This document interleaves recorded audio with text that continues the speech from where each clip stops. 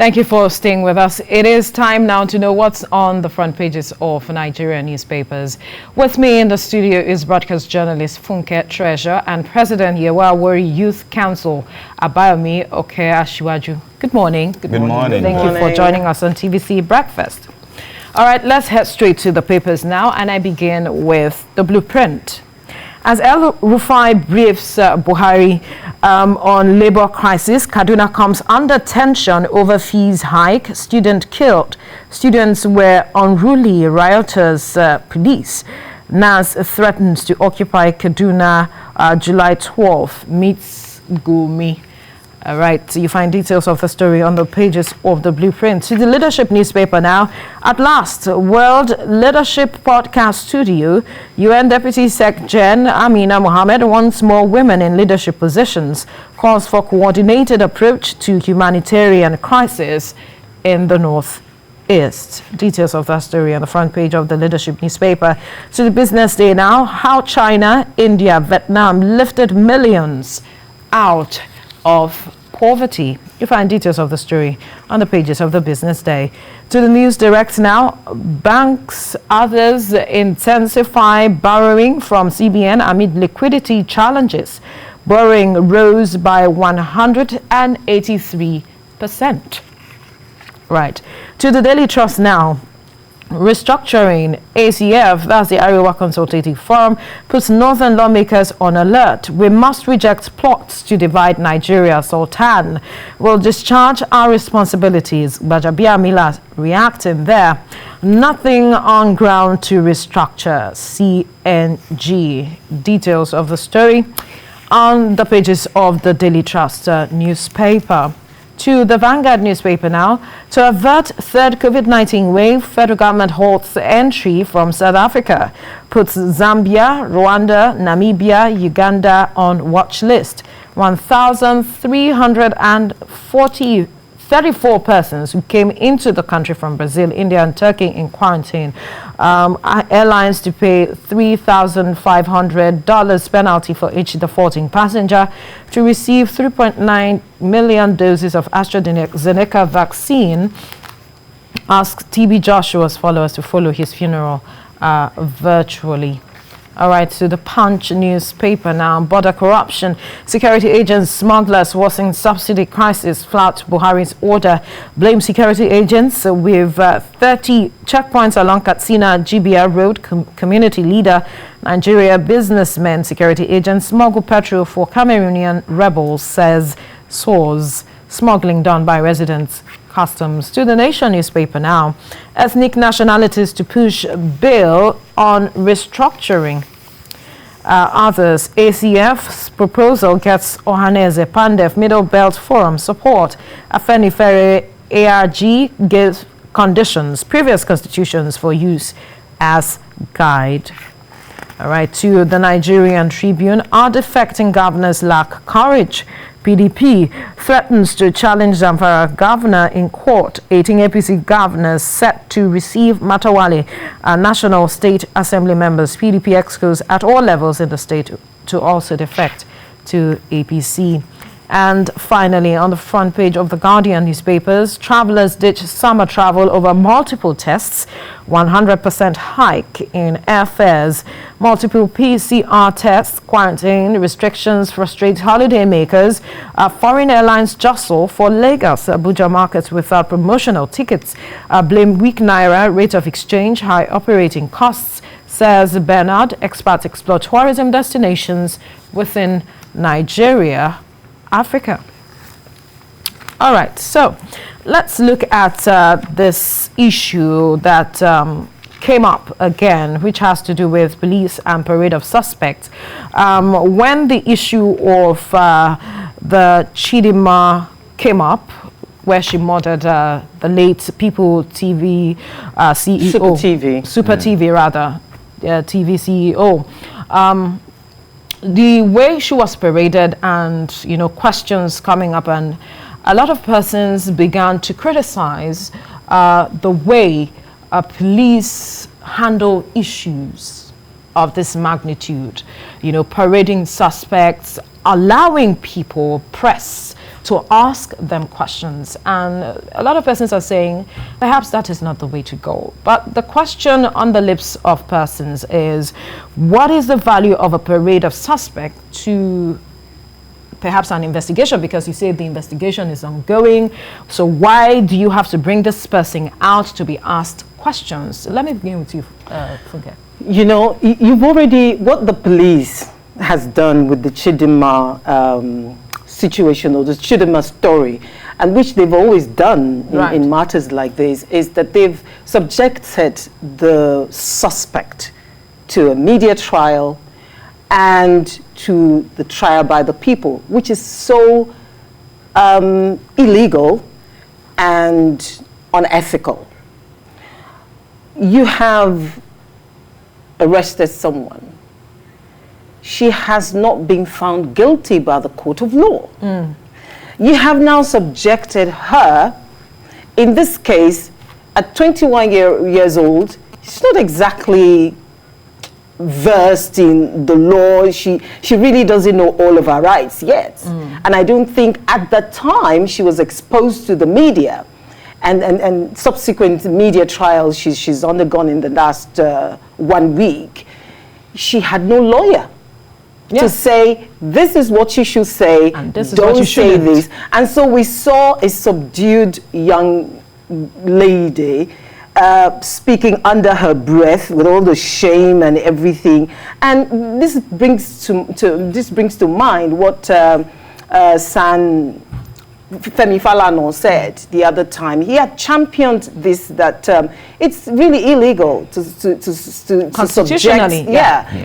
subject suspects to such exposure when the matter hadn't been resolved yet.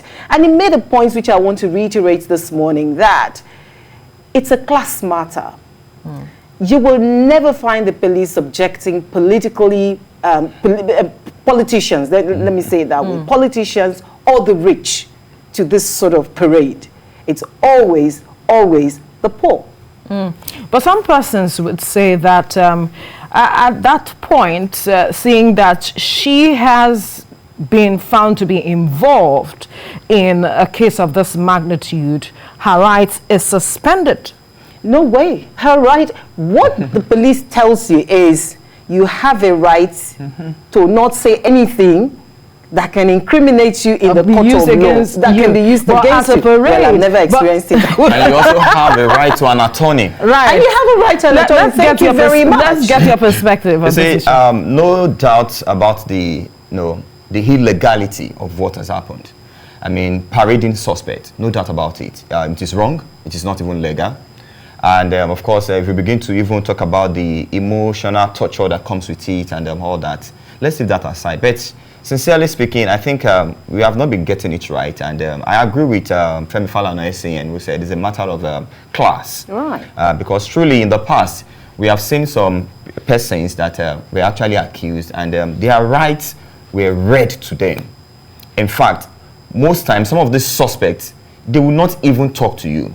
And that's exactly what we expected in the case of Chidinma. We expected that the prosecutor or the police now should have, found a way to make her have a lawyer that will speak for her. The fact that she's just a bit far away from being a minor. Like I said, she's just 21.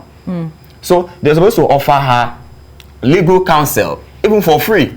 Of course, there are government lawyers that can actually stand in for her. So what we saw on TV, where this young girl had to face not just the police, but press men. A barrage of press men. Who were asking questions that I'm pretty sure if they ask her some of these questions again, she may not be able to even recount or, give it accurately. She might have probably out of, pressure mentioned some things that are not even correct. And these are things that a lawyer would have guided against if she had been offered the services of a lawyer. So one would expect that in the future, we should, yes, it's a good thing. For me, if, like I said, legally, it is not right. But it's also very good because sometimes some of us believe in the name and shame thing. That somebody has done something wrong, present that person to the public, let people see. And then from let us know. Let us know. However, what should be done next is not for press guys to be asking some questions from that person, but we may just know. Yes, we may just know for the purpose of knowing that, okay, we found, because this case is not the case of Usifo Ataga. It's not just a case that you can cover up. You know, the guy is a media person himself, so you can't possibly just was a media person, so you can't just cover it up. However, now that we've found a suspect whom we have not even confirmed to be guilty, because we have not seen the end of this case. For some of us, maybe because of available information to us, we believe that there is more to what has happened. It's pretty obvious there is more. We are still continuing this conversation, but we need to quickly go on a short break. When we return, the conversation continues. Stay with us. We're still looking at the issue bordering on police and the parade of suspects using the Chidinma and Usifo Ataga as a case study on this matter. You wanted to say something? Yes, I was going to compare that with the trial, because we're talking murder here. Yes. So let us bring examples of murder trials, you know, across the world. You remember the O.J. Simpson trial? Absolutely. He wasn't thrown to the media and the people to pass judgment that should have been passed in the lower court.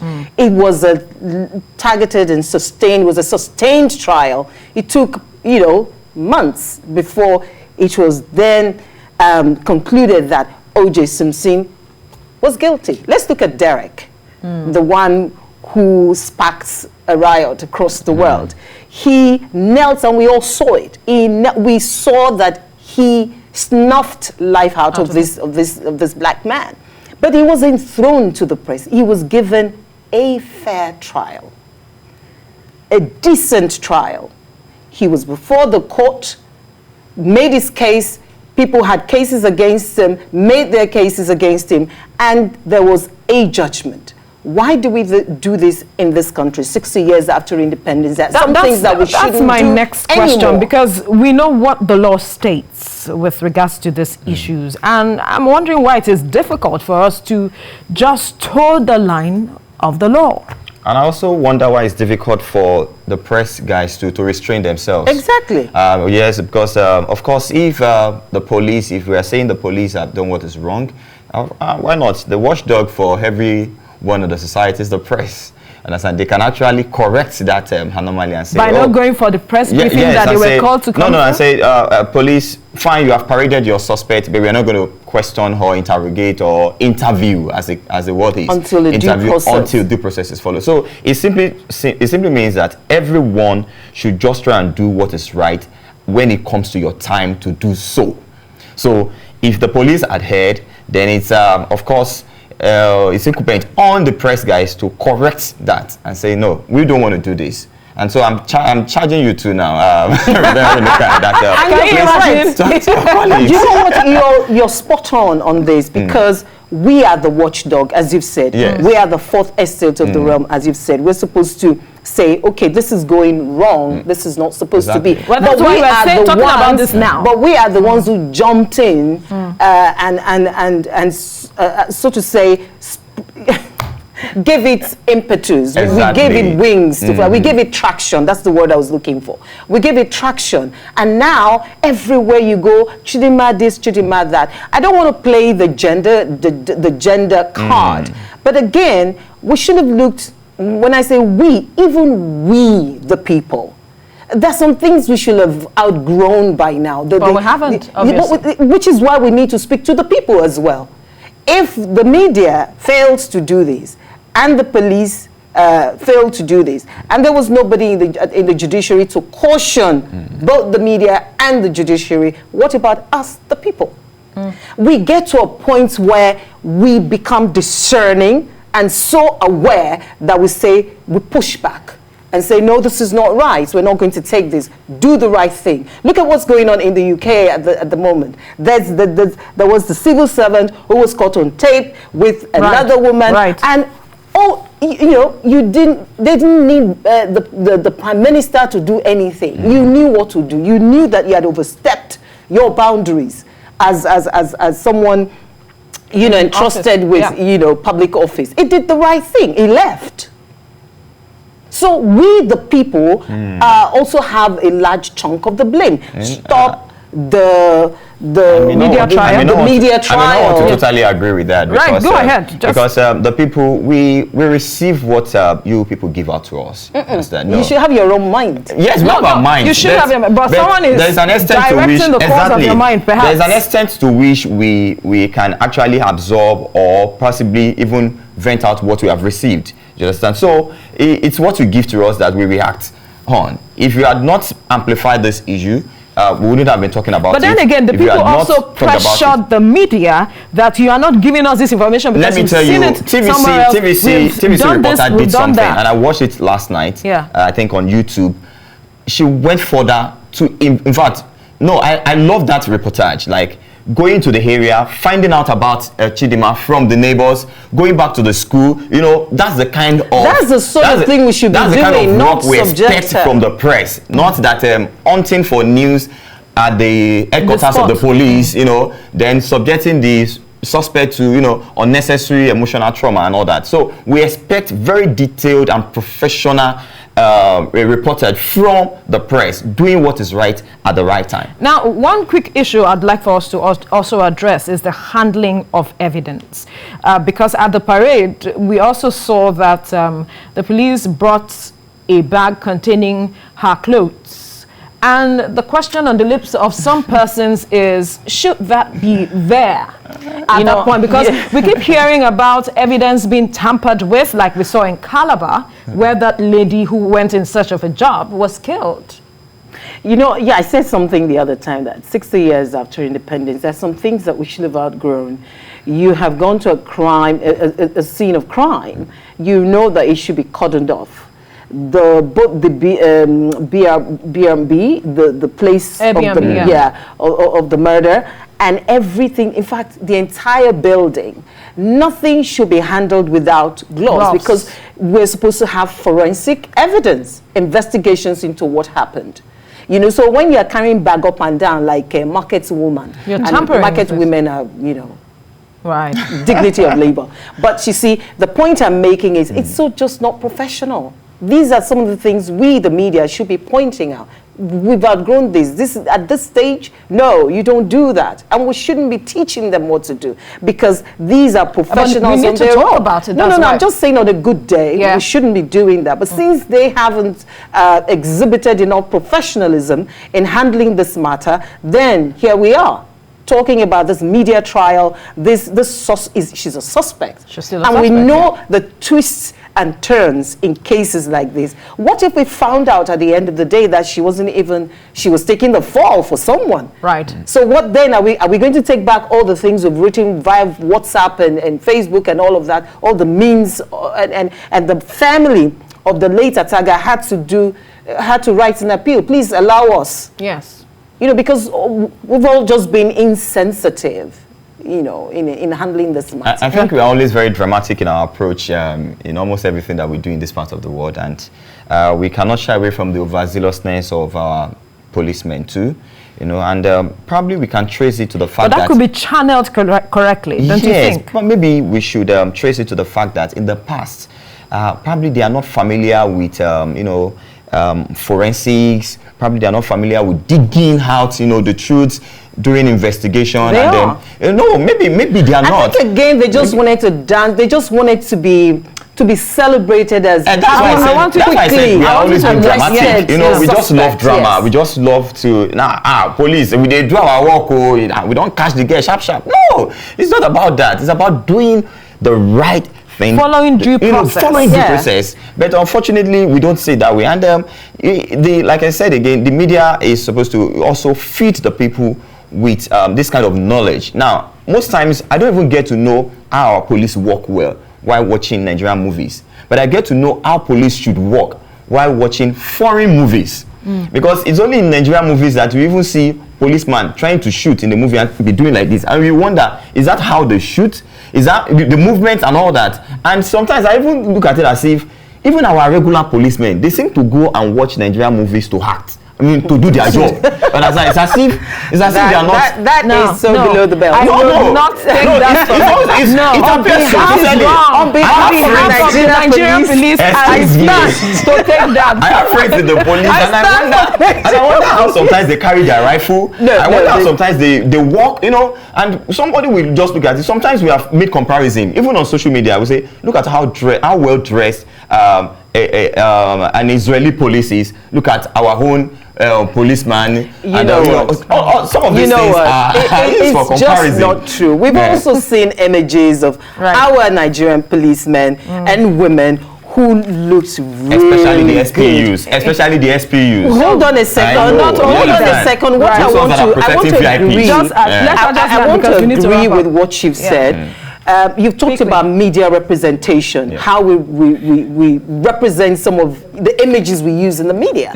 That's what you're talking about. And I believe the film industry, which is also part of the media, should do something about the images. Very important. Even that of journalists, they're always looking scraggy and hungry. The conversation here now. Thank you so much, broadcast journalist Funke Treasure and President Yewa Wari Youth Council Abayomi Oke Asiwaju.